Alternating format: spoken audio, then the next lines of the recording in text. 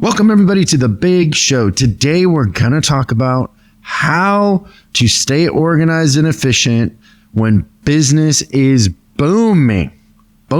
Fun time. How do we keep the wheels from falling off the bus? Actually, how do we keep the wheels from just rattling, getting loose?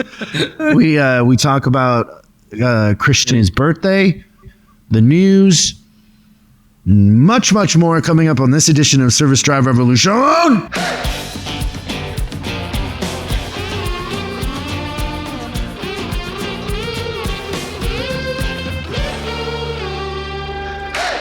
So there was a holiday recently. There was? Flag Day? No, your birthday. Oh, I did like my birthday this year. It was so I had to fly out on your birthday. So I came in with your gift, but then you opened two of your gifts while I was here, but you waited for the kind of bigger gift. Yeah. And I got told about it, but I wasn't here to sing to you because I was on a plane during that. But you did make me feel special though, because I knew that you probably would have wanted to go to the airport earlier than you did, but I feel like you actually came in just for me. And even if that's not true, let me think that. You know the punchline to that? Your flight was delayed. And the way that they set it up here is I don't get the notices. I'm so sorry that happens. I don't get the notices, so I could have stayed for like another probably 3 hours. Oh, you probably could have made it through lunch for sure. Close. Yeah. At least to where I could have had you open it or, early. So we have a tradition here at the office that when it's somebody's birthday, they get to pick lunch. So we have lunch brought in, That's right. But you get to pick the restaurant. And so what did you pick? I picked, it was called Kova. Okay, Greek food. So I had like a bowl with what was called protein rice. Never heard of it before. Then a lot of greens. Made in a test tube? Yeah, probably. I'm going to assume so. And then it had a really good tasting Greek chicken in it and feta cheese, which I really like. Why did you pick that? I was looking for something different than the last 2 or 3 years that I've ordered stuff. So you'd rather go with different than good? No, it was good too. Yeah, it was a recommendation.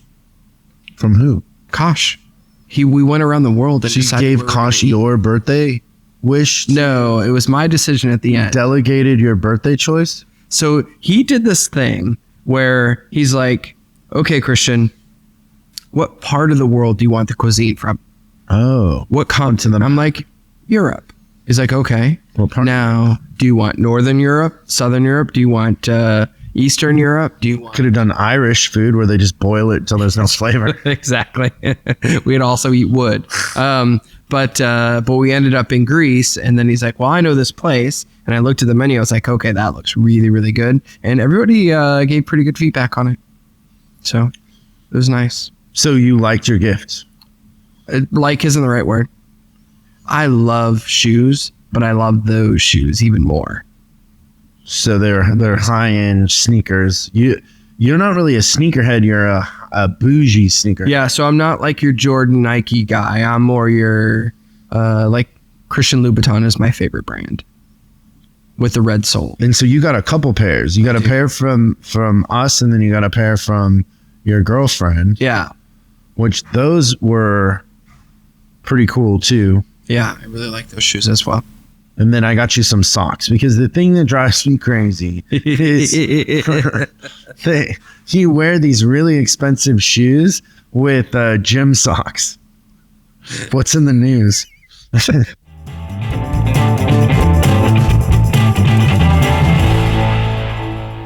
Mercedes-Benz adding ChatGPT to its cars. So why is that cool? I just think it's interesting that that's fast for the automotive industry to adopt that. But what's the application? Why do I need ChatGPT? First of all, I have personally found ChatGPT to be almost worthless. Okay. So, they're going to voice commands through the Hey Mercedes voice assistant feature, conversations with natural dialogues and follow-up questions with the general artificial intelligence platform. Participants who ask voice assistant for details about their destination, to suggest a new dinner recipe, or to answer a complex question will receive a more comprehensive answer. So your car is your friend. That's great. So I find no use for that person. apparently Chris thinks that's not new. You think it is? I think it's kind of interesting. You would talk to your car and then No. What do you, oh yeah. So I I'm wouldn't right. talk to my car. It's a marketing thing. Yeah, but to me, the fact that Benz is embracing that technology is fast compared to how our industry usually embraces technology. So the degree that they're embracing something that we don't really need in that application fast Fascinates me. Got it. All right, let's get some more news that you're not going to like. All right, so next in the news, Ford and GM are seeing strong U.S. consumer demand for vehicles. So looks like they're going to have a good year this year. New vehicle demand is outpacing expectations in Detroit. You know what I have to say about that? America. Yeah, America. U.S. retail sales America. unexpectedly rose in May. No one expected it, but everybody kicked butt. And GM, Ford, and Tesla. America. That's great. Okay, you want to talk about how to stay organized and efficient when business is booming. Yes. And I want to rid the world of the belief that there's such a thing as controlled chaos. That's the thing I hear all the time. When it's really busy and everything's going nuts and everything like that, they're like, no, it's controlled chaos. No, it's chaos. So how will you go about ridding the world of that? What is your grand strategy? So do you find that people in South America say that as much as people in India? Or is this like when they say the World Series, but it's really just the American World Series? It's way more. It's way more like the best in the world. You're just the best in America and maybe Canada. You're being quite contrarian today. I kind of like it. I'm just wondering. Yeah. Are we in this? Am I involved in this plan? Am I going to have to help? Am I going to Ireland or Hungary or somewhere to what country would we send you to? Rid the world of the bias of controlled chaos. Hey, it's in the news. Pay attention. What about Japan? Are they guilty of this in Japan? Not that much. Hey, I'm telling you something, bro. I'm not going to China for this. If you want to rid China of the theory of controlled chaos, you're going because they eat dogs there. I'm not going anywhere that eats dogs. I'll send Dennis Rodman. Everything will be fine. So I think that kind of the thing that I would say is that, you know, when you're slow is when you practice and the game is when you're busy at the end of the day. And the good thing is I think that when you're really busy is when you have the best opportunity to get your systems and processes in place, because at some point in time it becomes muscle memory. Yeah. So I always think about that, like when you and I are working and we're doing the same thing repeatedly and repeatedly. Let's say we're filming videos, for instance, right? If we film once every 3 months, we like have to shake rust off, right? And then it takes a little while for us to get there. But when we're filming 5 and 6 times a week, and I remember specifically too, like where there was a speaking engagement thing that you were doing where we did it for like 2 weeks straight. And by the end of the second week, it was muscle memory and you weren't having to really think a lot. It was just it was smooth. It was better quality than it was when we started. So being busy and then getting that many repetitions at your system, I think is ideal. That's when we should be at our best. And actually the customers appreciate that way more. Yeah. And I think the opposite of this is a lot of times when we're slow, you would perceive that we would do a better job of inspections, a better job of connecting, and we don't, right? Exactly. And so when we're slow, we don't, and when we're fast, it all kind of falls apart, and then we describe it as control. Well, wouldn't you say that when we're busy, all we're doing is the same stuff we did when we were slow? Yeah. So that's kind of the thing I would say is that you have to really have set systems and processes in place. And then the people come into that system and process and they're just doing muscle memory and they're just doing the same thing, right? How we greet a customer, how we do a walk around, how we do a check-in, how we do a menu presentation, how we get the work into the shop, how we get the work out of the shop, all can be a system. It doesn't have to be that controlled chaos where you're just running around like a chicken with your head cut off. Because the thing that I know that customers pick up on is when there's chaos. Yeah. And they don't like it and they don't want to be around it. And they certainly don't want to leave their $90,000 vehicle in chaos. So The first one I had on my list was that you always need one more advisor and one more tech that you think you need. And so if your business really swings, you might need two, but you need to staff to 75% of the you need to have more than what you need to staff to 75% of the peak. Yeah.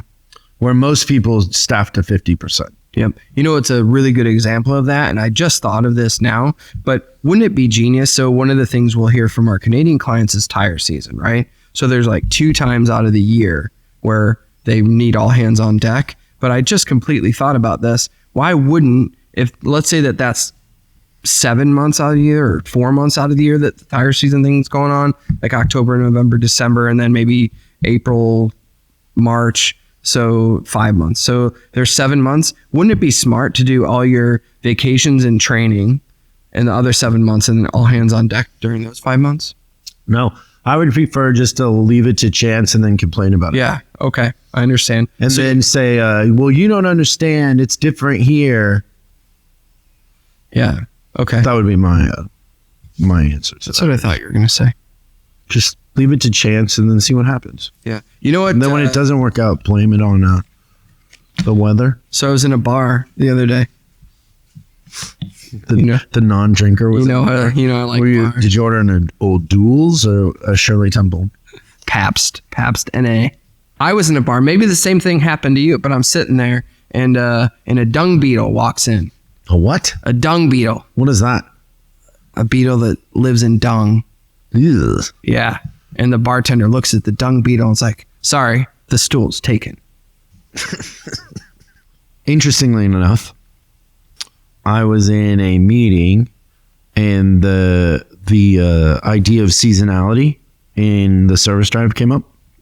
Great topic. And so my thought on that, and we've talked about this before, is like, February and September are short months. And so when do you plan for February? 6 months before, in March. Yeah. And when do you plan for September? In March again. You asked me the same question twice. It's actually November that we plan. But you plan 3 or 4 months out, and you have, you can do marketing, you can do events, you can give people time off, all of that. Now, in the peak times, like for tire season or whatever it is, you would also control the schedule. So if I control the wheels and tires, like in a lot of dealerships or service departments, they would store the summer tires and then they would store the winter tires. And when customers want them switched out, if you leave it to chance, everybody calls at the same time. That's right. But if you get ahead of it and you try to proactively schedule those customers, you're going to get more than half of them that come in, and you can move your peaks and kind of control it. So control is a big part of how you succeed, how you store, how you charge for it. And also what happens is if you don't control it, then your average per ticket's going to go way down because it's all just mount and balance, right? Or just installing tires, and you don't have time to inspect for brakes, alignments, those sort of things. And so you're just running them in and running them out, and your average per ticket goes down. So you lose money because those aren't profitable endeavors most of the time. They're right? just the captive audience. Exactly. And so I'm talking about this idea of control, and that they those sort of questions always start with a statement. So it's not really a question. It's like, well, I know you don't know because you're from California, whatever. And it's like, okay, well. That has been happening a lot to me too, where someone says, I know you. Yeah. Which is a statement. It's not a question. It's not a statement. It's not a question at all. Which, yeah, they don't know me because I grew up in the Northwest and seasonality was very much. Not only that, worked at a Cadillac store where half of our customers flew to Phoenix in the winter, right? So because I'm not breaking through to this group and they just want to hang on the idea that they're different, not that they could do some things to change the outcome. I said, I know a guy who owns Harley dealerships, and think about this for a second. The customers turn their insurance off for half of the year. So those things are sealed in plastic and you can't touch them because they're not insured. Right. And so that's real seasonality where, nobody's putting a car in storage for 6 months and turning off the insurance, right? It's just in how we coordinate it. So I don't know how that landed or whatever, but that was my answer to that, right? Later that night, I'm in a bar in the hotel I'm staying at, and guess who comes up to me? Justin Trudeau? No, that Harley dealer, Brian, Oh. who's a great guy. So at the time that we did work with him, I think he had 2 or 3 dealers. Yeah, and now he has 5. And I asked him, I go, "What are you doing here?" I said, "Join me for a drink. Let's drink all the tequila and mezcal in this bar." So We didn't do that he intentionally. knew what he was getting into. But there were 3 of us. Byron was there too, and we were just having fun. And he was telling us, so he'd acquired he's so good at what he does. I asked him to come on the show, and he said he would, but we're gonna have to figure out how to get him to LA because he like most people, doesn't want to come to LA. But he's such a great guy. But he's so dialed into fixed ops and how just how he treats people and operates and all that. Like he's the best. But we were telling him that story, and then he's kind of losing his mind, like, because they've even figured out how to overcome that in the sense of storing the bike and all the and also he's also power sports, right? So he's not limited just to HD. So he's diversified, which is really smart. But not in a Harley. Oh, he doesn't do any other power sports? No, he does, but in a Harley dealership, because they're in different cities, right? Right, but for him as a business person, he's diversifying. Let's just put it this way. For him as a business person, he's not looking for excuses. Agreed. He's trying to figure it out. Solution. Pushing the edge. He's willing. If we called him right now and we said, "Hey, Brian, we think you should try this," if it made sense to him, he would try it. He wouldn't go, "Well, you don't understand. You're from California. It's different." Yeah. He's looking for ideas, and he's going to run it through his filter because he's been in business a while and he knows what he's doing. But if it makes sense, he's going to try it. Okay. So control. The point of that is you control the input and the output. That's right. And so move the peaks, right? And then plan for the valleys. Yeah. Don't leave it to chance. And you have enough data to know when those are going to happen for the most part. Yeah. You might get surprised every once in a while. The next one that I have is to control the narrative. So I used to have this boss, and when our dealership, the Cadillac dealership I was saying, was seasonal, he used to say this one thing to the techs, especially when we were running out of work or whatever. He'd say, "Listen, it's a 12-round fight, and these are the slower rounds. And so if you got a kitchen to rebuild at your house, or whatever it is, like, this is the time. But look at your final, income for last year, and we all made good money. Right. So let's do the best with what we have right now. But just because we're slow for 2 months, it's a 12-round fight, and you win the fight by being consistent in all 12 rounds. And that's it. That's an amazing analogy. Yeah. Well, because it also coincides with months, right?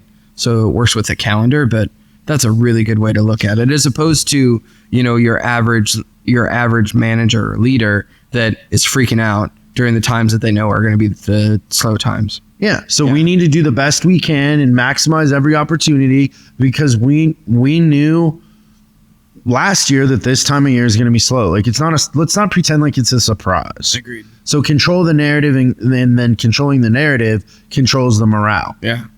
But just bring it back to, we got to be consistent. We got to go the extra mile, whatever it is, right? I should announce this in our next meeting, just to let everybody know. They just made a huge announcement. Next year, February, 28 days. Surprise! It's not the 31 I thought it was going to be. Whose idea was this? And then the other one.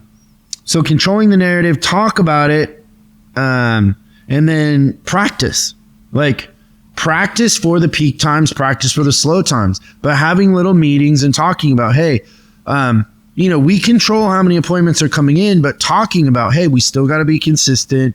We can't take shortcuts. We still got to connect with people, and constantly talking about it and role playing and practicing it. What's that saying? I know it's attributed to a bunch of different people, and I'm not sure who said it first. Most of the time it's attributed to Tyson. Is everybody is something until they get in the ring and they get punched in the face. Right? Thanks everybody for hanging out with us. We'll see you next time on Service Drive Revolution.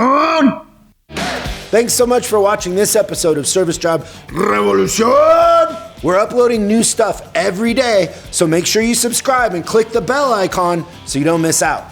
If you have a question you'd like us to answer on the show, call 8333-ASK-SDR and we'll answer your question on the show. That's 8333-ASK-SDR.